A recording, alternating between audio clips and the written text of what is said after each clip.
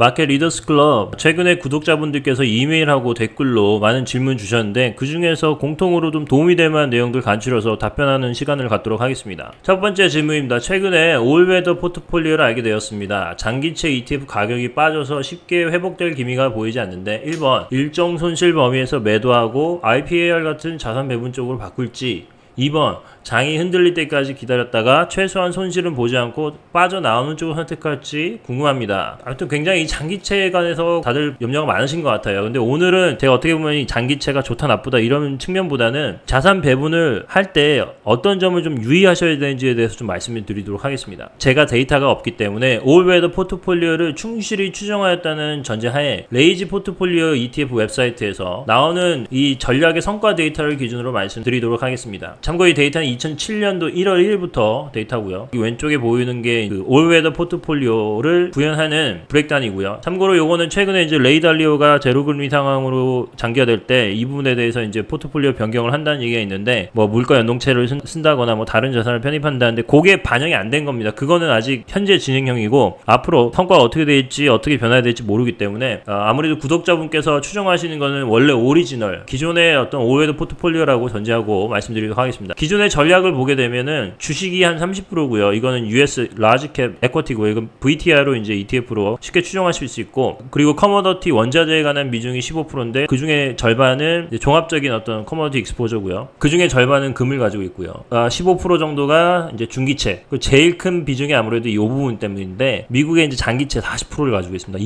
이게 굉장히 포지션이 크기 때문에 아무래도 다른 부분에서 이득이 나더라도 이 부분이 흔들리면 성과가 많이 흔들릴 수 있기 때문에 요거 때문에 굉장히 걱정이 많으신 것 같아요. 충분히 이해합니다. 더 말씀드리기 전에 요 히스토리컬 리턴을 좀 볼게요. 8월 31일 기준으로 봤을 때 한 달간 8월달 동안은 마이너스 0.21% 났고요. 그 6개월은 이제 8.79%. 이어 투 데이시 나쁘지 않아요. 12%. 굉장히 선방했죠. 2007년도 1월 1일부터 기간을 최대한으로 이제 늘어뜨렸을 때 연평균 수익률이 7.53%죠. 그 중에서 맥스 드로다는 아무래도 이제 금융이 터졌을 때 마이너스 12%고 대부분 뭐 굉장히 양호합니다. 올해 같은 경우도 이제 전년평 샀을 때 굉장히 선방을 잘했고요. 그래서 아무래도 개인 투자자분들께서 이 부분에 대해서 굉장히 관심이 많으시고 이걸 추정하려고 하시는 것 같아요. 위에 차트를 그리게 되면 이제 하나씩 그려보면 VTI가 이제 주식에 해당한 부분이 이어 투데이가 15% 이익이고요. 이제 장기채죠. TLT 요게 이제 마이너스 2.4%. 근데 최근에 들어가신 분은 이제 손실이 더 크겠죠. 그리고 IEI가 이제 중기채인데 요거는 뭐 소폭 플러스 1%, 금이 15% 이득이고요. 그리고 원자재가 여전히 마이너스 한 15% 정도입니다. 그래서 위에 데이터가 맞다면 제가 말씀드리고 싶은 포인트는 현재 장기채 ETF에서는 비록 손실이 났을 수 있습니다. 하지만 여기 보시면 이제 주식이랑 이제 금 같은 경우가 수익이 많이 났기 때문에 장기채뿐만이 아니라 원자재 요 하락 부분도 만회해서 3개월 기준으로는 5% 이상, 6개월 기준은 8% 이상, 연초 대비해서 위에 데이터처럼 이제 12% 이상의 수익률을 얻을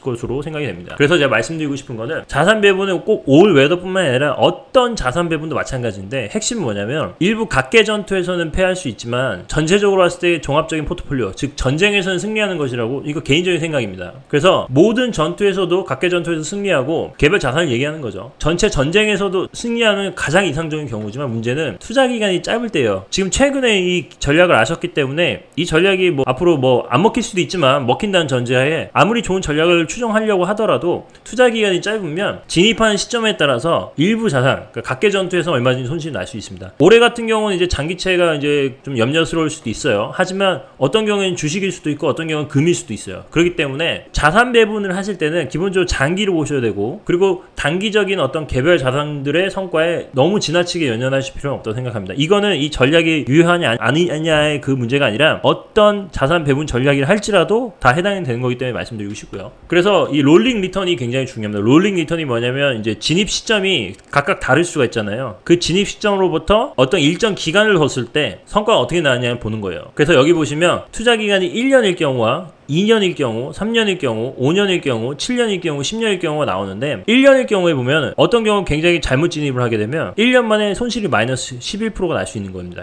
오리지널 올웨더 포트폴리오 같은 경우. 근데 어떤 경우는 진입을 너무 잘했어요. 그래가지고 1년 동안에 19% 수익이 날 수도 있어요. 하지만 기간이 점점 길어지게 되면 어떻게 되냐면 2년일 때 마이너스가 거의 1%도 안 나는 거고 플러스가 15%, 이 폭이 점점 줄어든다는 거죠. 그래서 10년 정도 늘려놓고 보면 최저로 성과가 났을 때 연수익 6%에서 최 최고로 성과났어요. 연수익 8%예요. 그러니까 무슨 얘기냐면 이게 자산 배분이 어느 정도 이제 의미가 있으려면 기간이 길어질수록 유리하다는 거죠. 투자 기간이 길어질수록 추정하는 전략의 최대 손실이 발생할 확률이 상당히 줄어든다는 겁니다. 그래서 추정하시려는 올 웨더가 되든 뭐가 되든지 간에 거기서 원래 얘기하는 전략대로 정기적으로 리밸런싱 원칙을 지키면서 그 전략을 충실히 이행하시면 장기적으로 봤을 때는 추정하신 전략에 비슷한 수익률을 달성할 수 있다고 생각합니다. 물론 추정하시려는 전략 자체가 이제 안 먹힌다. 그래서 오리지널 올 웨더 포트폴리오 전략이 미래에는 유효하지 않다. 이럴 경우에는 아무 의미가 없어요. 근데 제가 말씀드린 건 이 전략이 유효하냐 아니냐 그건 저희가 따질 수 있는 부분이 아니고 과거의 전략이 맞다 하더라도 기간을 너무 짧게 잡으시면 이런 그 마이너스 구간이 반드시 생길 수 있기 때문에 요 마이너스 때문에 진입을 하셔가지고 손실이 났다고 이 전략 자체가 잘못됐다. 그래서 다른 전략으로 갈아엎자. 이런 식으로 하시게 되면 아무리 좋은 자산 배분 전략을 쓰더라도 결국에 어떻게 보면 주식의 어떤 홀짝 게임 같은 그런 형태의 어떤 투자가 될 수 있는 거죠. 어떻게 보면 자산 배분의 의미가 상당히 퇴색될 수 있다. 여기 보시면 이제 3년, 5년, 7년, 10년을 봤을 때 베스트와 월스트가 뭐 점점 폭이 줄어드는 거죠. 그래서 장기적으로 보셔야 된다는 겁니다. 그렇기 때문에 내가 추정하려는 전략이 얼마나 괜찮은 전략인지를 처음에 사전에 굉장히 심사숙고하시고 시간을 많이 들여서 비교 검색을 하신 다음에 가장 좋은 전략을 사용하시는 게 좋습니다. 근데 그럼에도 불구하고 올 웨더 포트폴리오 전략 자체에 유효성에 대한 의문이 드시거나 이거 좀 아닌 것 같다. 이제 안 먹힌다. 그리고 추정하시려는 전략을 앞으로 바꾸시길 원하신다면 새로 추정하시려는 그 포트폴리오 전략에 맞게 장기채 ETF뿐만 아니라 다른 모든 자산들에 대해서도 종합적으로 투자 검토를 고려하셔야 됩니다. 왜냐하면 이게 창이 있으면 방패가 있는 거잖아요. 그래서 어떻게 보면 방패의 비율을 조정한다면 공격이 되는 창의 비율을 조정하는 것처럼 다 맞물려 있다는 거죠. 그래서 장기채만 보시지 말고 만약에 이 전략을 바꾸시려고 하면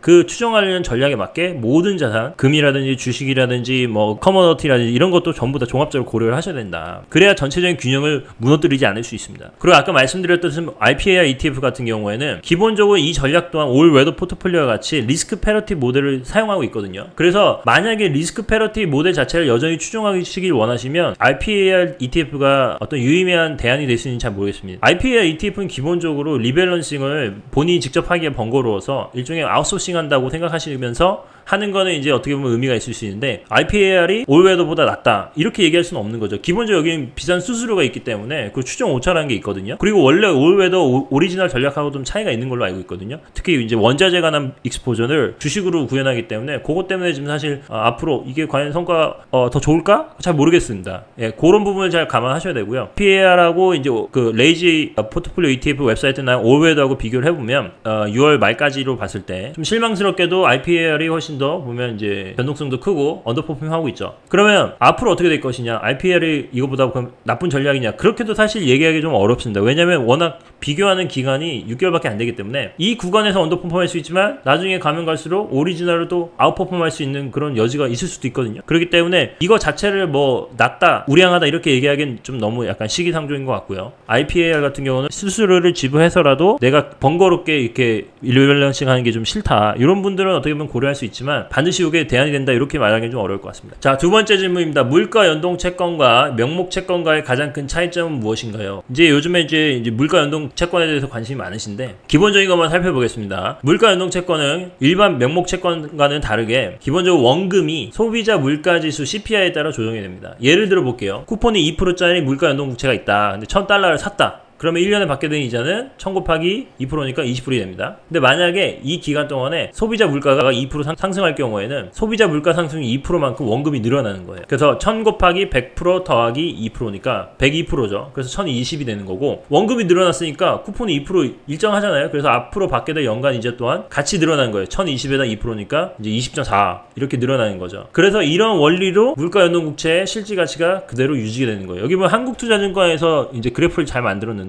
파란색에 보이는 게 이제 발행 당시의 투자 원금이고요. 근데 시간이 지나면서 물가가 상승할 경우에 이렇게 회색으로 된 거, 짙은 회색으로 보면 원금이 상승하죠. 원금이 상승하니까 곱해지는 표면이자율이 고정이라 하더라도 이 표 이자도 같이 원금 상승하는 만큼 증가하는 거죠. 그래서 여기 위에 회색으로 보이는 게 어떻게 보면 이제 발생 수익이다. 근데 반대의 경우 만약에 소비자 물가 지수가 하락하는 경우 흔히 말하는 디플레이션 상황에 오게 되면 어떻게 되냐? 그럼 원금이 까이냐? 그건 아닙니다. 왜냐면 만기가 되면 조정되는 원금 있잖아요. 물가 연동에 되는 부분, 이 부분하고 최초에 발행했을 때 액면 원금하고 비교를 해가지고 이 중에 큰 걸 주거든요. 그러니까 아무리 디플레이션 상황이 와서 오히려 기대 물가가 마이너스가 된다 하더라도 최초에 채권을 발행했을 발행했을 때 발행했던 액면 원금보다 작아질 수는 없는 거예요. 그런 특징이 있습니다. 세 번째는 이제 금리가 상승하면 명목 채권의 가격은 하락하는 것으로 알고 있습니다. 그럴 경우 이제 물가 연동 채권 가격은 금리가 상승할 때 어떤 식으로 반응하나요? 굉장히 좋은 질문이고요. 이거 굉장히 중요하기 때문에 말씀드릴게요. 자, 일단 물가 연동 채권의 가격을 결정한 요인을 두 개로 봐야 되는데, 첫 번째는 시장 금리가 변화하는 것과, 두 번째 아까 말씀드렸듯이 소비자 물가 지수로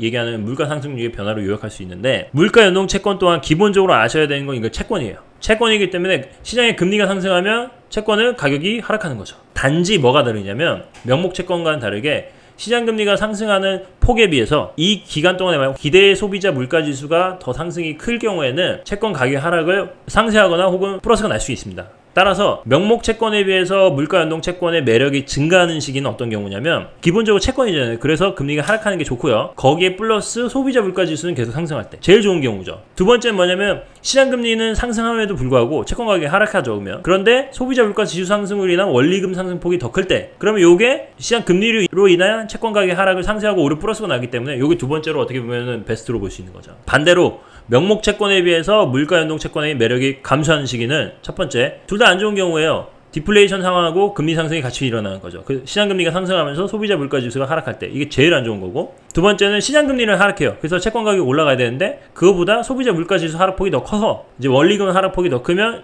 이건 또 이제 마이너스 될 수 있는 거죠. 한국투자증권에서 굉장히 이게 잘 만들었어요. 이게 보면 4분면을 표현해가지고 언제 물가 연동 채권이 좋은가 보면, 인플레이션 상승하면서 경제 성장률이 하락하니까 이제 금리가 떨어진다고 생각하는 거죠. 이때가 제일 좋은 거고, 그리고 이제 인플레이션이 상승폭이 금리 상승폭보다 더 클 때, 이런 경우고, 반대의 경우 이렇게 되는 거죠. 그러니까 요거를 잘, 때와 시기를 잘 보시면서 이걸 사용하셔야 된다. 네 번째 질문입니다. 블랙 먼데이, 닷컴 버블, 리먼 브러더스, 미중 무역 전쟁 등의 급락장에서 개인 투자자들이 할 수 있는 최적의 대처 방법에 대해 알고 싶습니다. 이게 사실 투자하시는 입장에서 손실을 피해갈 수는 없죠. 아무래도 시장에 익스포저가 있는데 급락이 일어나면 어쩔 수 없이 이제 영향을 받게 되는데, 제가 생각하는 개인적인 의견입니다. 급락장에서 개인 투자자들이 할 수 있는 것은 레버리지를 사용하지 않고 현금으로만 장기 분할 매수하는 것이라고 생각합니다.